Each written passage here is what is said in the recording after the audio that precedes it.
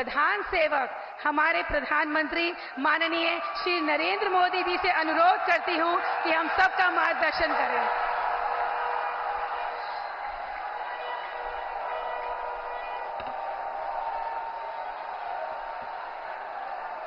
भारत माता की, भारत माता की। साथियों, आज देश के विभिन्न हिस्सों में नववर्ष मनाया जा रहा है। आज विक्रम संवत 2081 का पहला दिन है। मैं समस्त देशवासियों को गुड़ी पड़वा, उगाड़ी, चेटीचंड, नवरे के साथ साथ साजीबू चेरोबा नववर्ष की बहुत बहुत शुभकामनाएं देता हूं। आज से चैत्र नवरात्रि भी शुरू हो गई है। देश भर में शक्ति की उपासना, उसकी धूम मची हुई है। नवरात्रि का पर्व हो, हर कोई भक्ति में डूबा हुआ हो, शक्ति उपासना में जुड़ा हुआ हो, ऐसे समय इतनी बड़ी रैली, ये अपने आप में एक अजूबा है।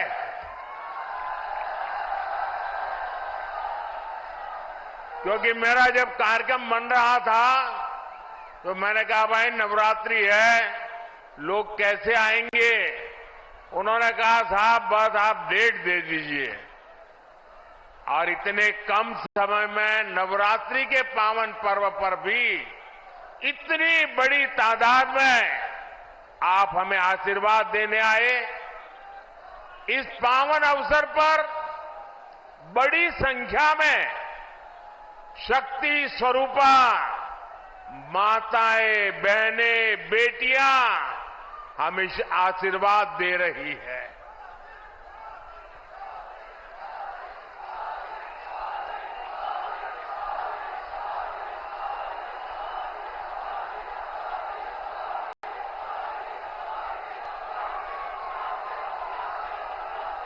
मैं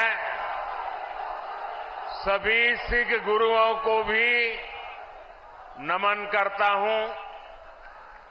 कुछ ही दिन में बैसाखी भी आने वाली है। मैं आपको बैसाखी की भी शुभकामनाएं देता हूं। मुझे यहां पीलीभीत के साथ ही बरेली की जनता जनार्दन के दर्शन का भी सौभाग्य मिला है। और सब दूर एक ही संदेश है, बहुत ही स्पष्ट संदेश है। एक ही गुंज सुनाई दे रही है, फिर एक बार, फिर एक बार, फिर एक बार। साथियों, हम बचपन से सुनते आए हैं, 1.25 लाख से एक लड़ाऊं, चिड़ियन तय में बाज तुड़ाऊं, तबै गुरु गोविंद सिंह नाम कहाऊं। ये बोल भारत की वीर परंपरा के प्रतीक है। ये बोल दिखाते हैं कि लक्ष्य कितना ही कठिन क्यों ना हो, भारत अगर ठान लेता है तो सफलता हासिल करके रहता है। आज इसी प्रेरणा से, इसी ऊर्जा से भारत के लोग, हम लोग विकसित भारत के संकल्प पर काम कर रहे हैं। सारी दुनिया की मुश्किलों के बीच भारत ये दिखा रहा है कि उसके लिए कुछ भी असंभव नहीं है। आप मुझे बताइए साथियों, भारत जब दुनिया की सबसे तेजी से बढ़ती आर्थिक ताकत बना तो आपको गर्व हुआ कि नहीं हुआ? आपको गर्व हुआ कि नहीं हुआ? हमारे चंद्रयान ने जब चांद पर तिरंगा फहराया तो आपको गर्व हुआ कि नहीं हुआ? आपको गर्व हुआ कि नहीं हुआ? भारत में हुए भव्य G20 सम्मेलन की पूरी दुनिया में वाहवाही हुई, प्रशंसा हुई। आपको गर्व हुआ कि नहीं हुआ? कभी कांग्रेस सरकारें दुनिया से मदद मांगती थी, लेकिन कोरोना के महासंकट में भारत ने पूरी दुनिया में दवाइयां भेजी, वैक्सीन भेजी। ये सुनकर आपको गर्व हुआ कि नहीं हुआ? दुनिया में कहीं भी युद्ध का संकट आया, हम एक एक भारतीय को सुरक्षित वापस लाए। अफगानिस्तान से गुरु ग्रंथ साहब के पवित्र स्वरूपों को भी पूरी श्रद्धा से भारत लाए। आपको गर्व हुआ कि नहीं हुआ? साथियों, जब देश मजबूत होता है तो दुनिया उसकी सुनती है। आप मुझे बताइए, दुनिया में भारत का डंका बज रहा है कि नहीं बज रहा है? चारों तरफ डंका बज रहा है कि नहीं बज रहा है? दुनिया के हर कोने में डंका बज रहा है कि नहीं बज रहा है? ये कैसे हुआ? ये कैसे हुआ? ये किसने किया? ये कैसे हुआ? किसने किया? किसने किया? किसने किया? आपका जवाब गलत है। ये मोदी ने नहीं किया, ये आपके एक वोट ने किया है। ये आपके वोट की ताकत है। आपके एक वोट से मजबूत सरकार बनी, निर्णायक सरकार बनी, सशक्त सरकार बनी, काम करने वाली सरकार बनी। और बीजेपी सरकार ने दुनिया को दिखा दिया कि भारत किसी से भी कम नहीं है। साथियों, जब नीयत सही होती है, हौसले बुलंद होते हैं, तो नतीजे भी सही मिलते हैं। आज हम चारों तरफ विकसित भारत का निर्माण होते हुए देख रहे हैं। कहीं 4 लेन, 6 लेन, 8 लेन के हाईवे बन रहे हैं, कहीं भव्य रेलवे स्टेशन बन रहे हैं, कहीं वंदे भारत और अमृत भारत जैसी आधुनिक ट्रेनें चल रही हैं।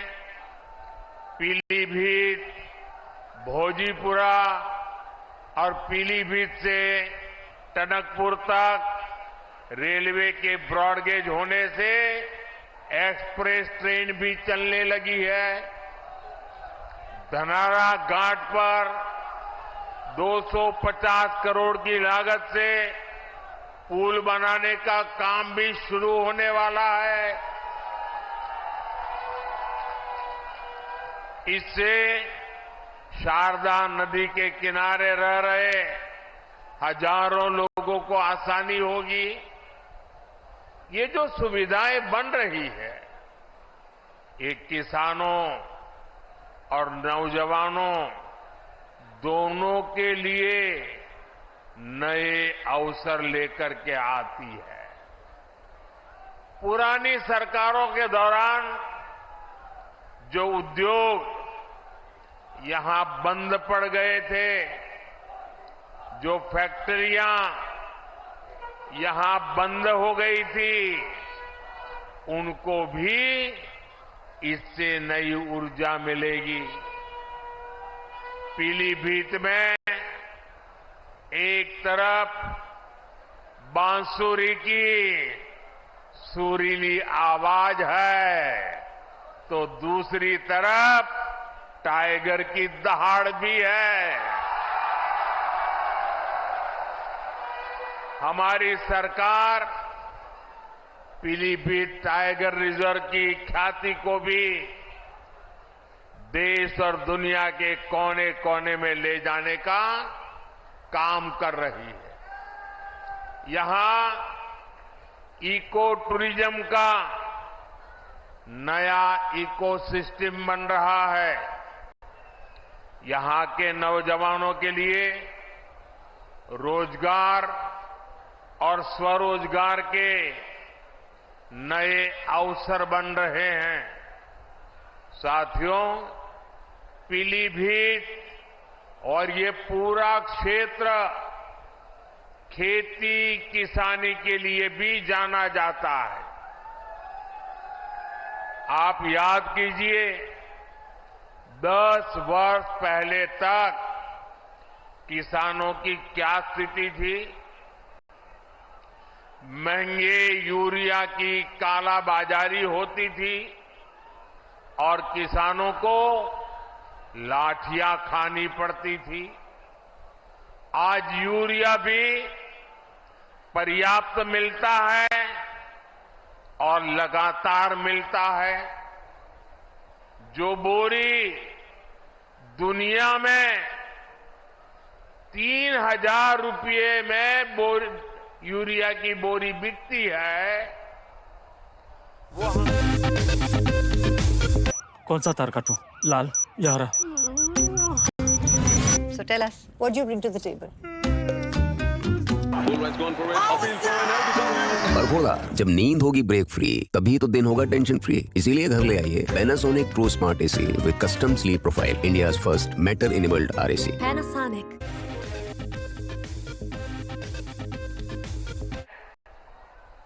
ये आंकड़ा छोटा नहीं है।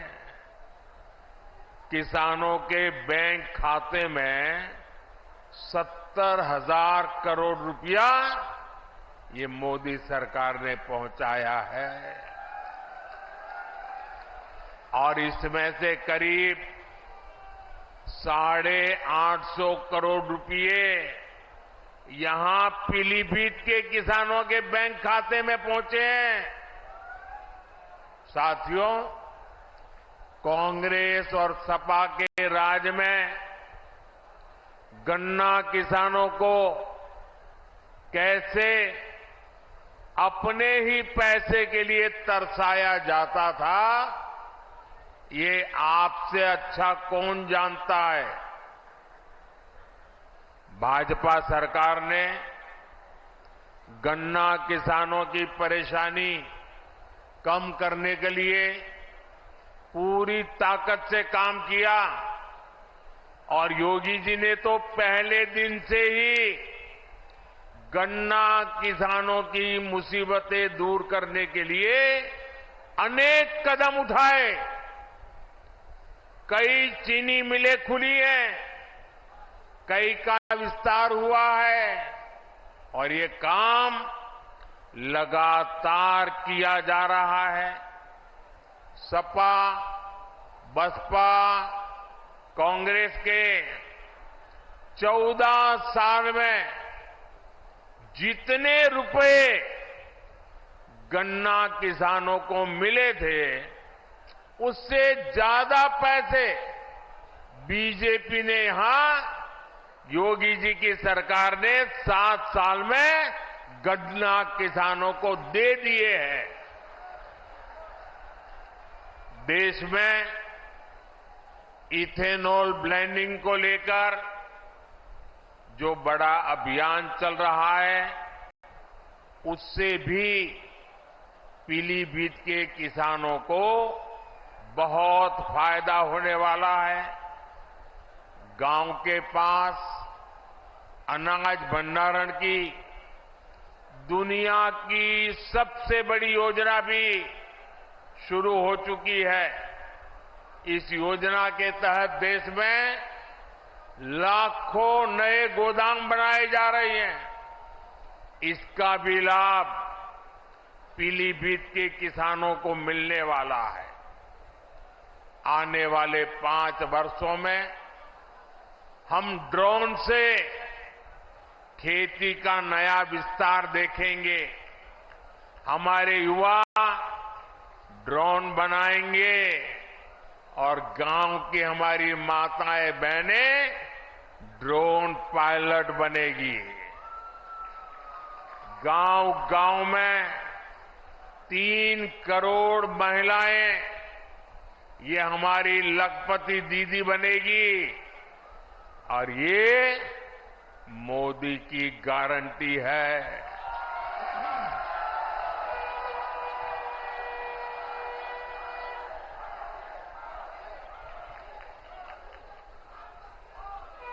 पक्के घर, हर घर नल से जल, ऐसी हर सुविधा तेजी से हर बहन, हर परिवार तक पहुंचे, ये मोदी की गारंटी है।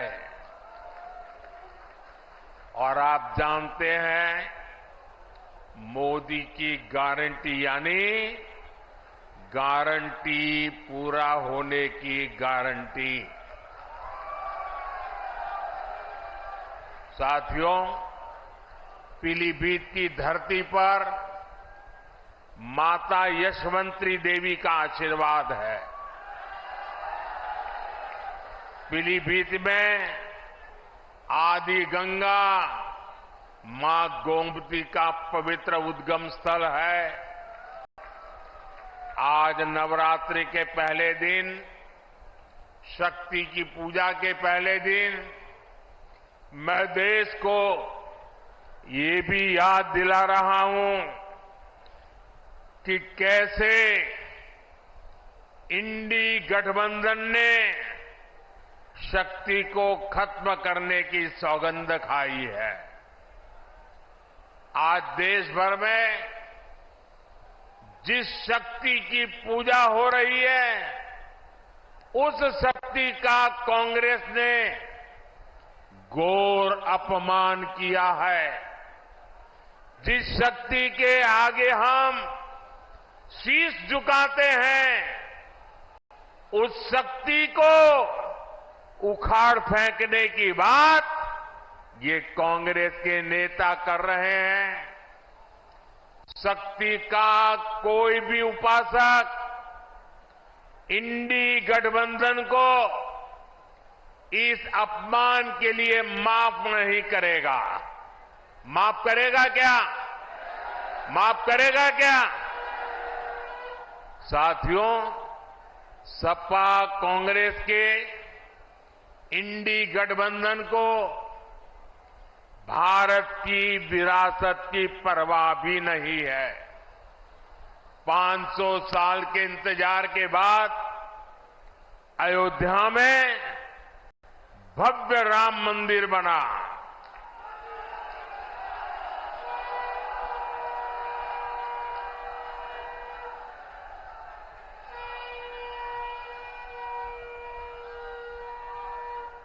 हमारे कल्याण सिंह जी ने राम मंदिर के लिए अपना जीवन समर्पित कर दिया, अपनी सरकार समर्पित कर दी। देश के हर परिवार ने अपनी अपनी श्रद्धा के हिसाब से योगदान दिया। पीलीभीत वालों ने भी एक विशाल बांसुरी अयोध्या को भेंट की। लेकिन साथियों, इन इंडी गठबंधन वालों को राम मंदिर के निर्माण से पहले भी नफरत थी और आज भी नफरत है। चलो भाई, आपने मंदिर बनने से रोकने के लिए अदालत में जो करना था कर लिया। आपने मंदिर न बने इसके लिए लाख कोशिश कर ली। लेकिन जब देश की जनता ने पाई पाई देकर के इतना भव्य मंदिर बना दिया, जब मंदिर वालों ने आपके सारे गुनाह माफ करके आपको प्राण प्रतिष्ठा के कार्यक्रम में सम्मानपूर्वक निमंत्रित किया, लेकिन आपने प्राण प्रतिष्ठा के निमंत्रण को ठुकरा दिया। आपने प्रभु राम का अपमान कर दिया।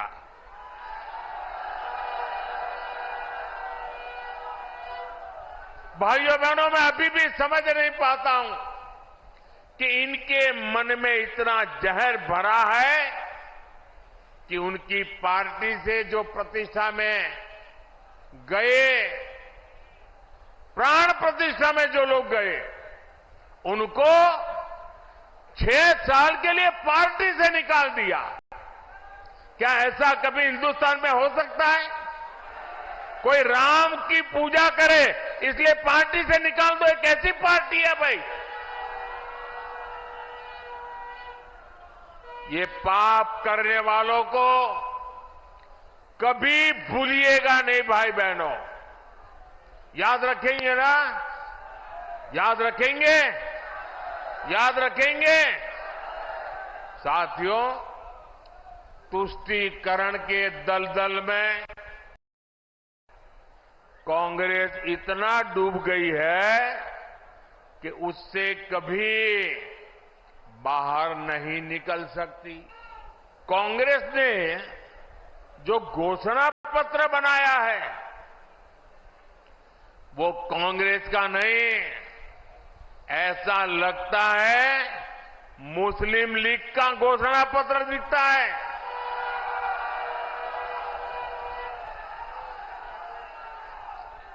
तुष्टीकरण के दबाव में ही कांग्रेस हो या सपा सीएए का भी विरोध कर रही है। विदेशी धरती पर अत्याचार की वजह से भागने के लिए मजबूर हुए हिंदुओं और सिख भाई बहनों को आप मुझे बताइए, मेरे इन हिंदू भाइयों बहनों को, मेरे इन सिख भाई बहनों को भारत अगर नागरिकता नहीं देगा तो कोई और देगा क्या? नागरिकता देनी चाहिए कि नहीं देनी चाहिए? वो अपने हैं कि नहीं है? उनको हमें संभालना चाहिए नहीं संभालना चाहिए? सीएए का यहां पीलीभीत में रहने वाले अनेक परिवारों को मेरी आपको गारंटी है आप अप्लाई कीजिए, आपका हमेशा हमेशा की मुसीबतों से मुक्ति मिल जाएगी। आप भारत के नागरिक के नाते गर्व से जी पाएंगे। लेकिन कांग्रेस समाजवादी पार्टी इस पर भी ऐतराज जता रही है। साथियों, यहां इस सभा में बड़ी संख्या में हमारे ये शरणार्थी भाई बहन भी है, हमारे सिख भाई बहन भी हैं। समाजवादी पार्टी आज जिस कांग्रेस के साथ खड़ी है, उस कांग्रेस ने 84 में हमारे सिख भाई बहनों के साथ क्या किया था, वो कोई भूल नहीं सकता। ये भाजपा है जो सिखों के साथ पूरी शक्ति से खड़ी है, उनकी भावनाओं को समझते हुए काम करती है। हमें गर्व होता है जब करतारपुर साहिब कॉरिडोर के द्वारा लाखों श्रद्धालु दशकों से जो उनके मन में दर्द था, पीड़ा थी, उससे मुक्त होकर के आज करतारपुर साहिब जाकर के मत्था टेक करके हमें आशीर्वाद लेके आते हैं। ये भाजपा सरकार है जिसने लंगर की वस्तुओं पर से जीएसटी हटाया। हमने श्री हरिमंदिर साहिब के लिए एफसीआरए रजिस्ट्रेशन सुनिश्चित किया, जिससे विदेश के लोगों को भी सेवा करने का अवसर मिले। हमने वीर बाल दिवस मनाकर साहिबजादों के शौर्य को सम्मान दिया। गुरु नानक देव जी का 550वां प्रकाश पर्व हो, गुरु तेग बहादुर जी का 400वां प्रकाश पर्व हो, गुरु गोविंद सिंह जी का 350वां प्रकाश पर्व हो, भाजपा सरकार ने देश विदेश में सभी पर्व धूमधाम से मनाए। साथियों, कांग्रेस और उसके इंडी गठबंधन को देश की महान विभूतियों का अपमान करने में भी संकोच नहीं होता। कांग्रेस के या समाजवादी पार्टी के बड़े नेता कभी भी सरदार वल्लभ भाई पटेल, इस देश के महापुरुष जिसने देश की एकता के लिए अपनी जिंदगी खपा दी, उनके सम्मान में स्टैच्यू ऑफ यूनिटी बना हुआ है, दुनिया का सबसे ऊंचा स्टैच्यू। लेकिन कांग्रेस सपा वालों को वहां जाकर के सरदार साहब को सम्मान करने का उनको मन नहीं करता है। ये लोग विदेशों में तो जाकर के घूम करके आते हैं, लेकिन अपने ही देश के सरदार पटेल की प्रतिमा का दर्शन नहीं करते, जिन सरदार पटेल ने पूरे देश को एक किया, उनका भी ये लोग बहिष्कार करते हैं। साथियों, भारत को बांटने की साजिश में जुटे इंडी गठबंधन से और कोई उम्मीद नहीं की जा सकती। इसलिए देश की एकता अखंडता के लिए भारतीय जनता पार्टी आपके आशीर्वाद के लिए हम आपके पास आए हैं। आपके आशीर्वाद भारतीय जनता पार्टी को विजयी बनाएंगे। 19 अप्रैल को पीलीभीत से जितिन प्रसाद जी और 7 मई को बरेली से छत्रपाल सिंह गंगवार जी को भारी मतों से जिताने के लिए मैं आप सबको प्रार्थना करने के लिए आया हूं। आप मेरी बात घर घर पहुंचाएंगे, हर पोलिंग बूथ में जाएंगे, पोलिंग बूथ जीतने के लिए योजना बनाएंगे। अच्छा, ये मेरा एक काम करोगे, एक मेरा काम करोगे, मेरा पर्सनल काम है, करोगे? घर घर जाना और जाकर के बताना कि मोदी जी आए थे और मोदी जी ने आपको प्रणाम भेजा है। मेरे प्रणाम पहुंचा दोगे? मेरे साथ बोलिए, भारत माता की, भारत माता की, भारत माता की। बहुत बहुत धन्यवाद।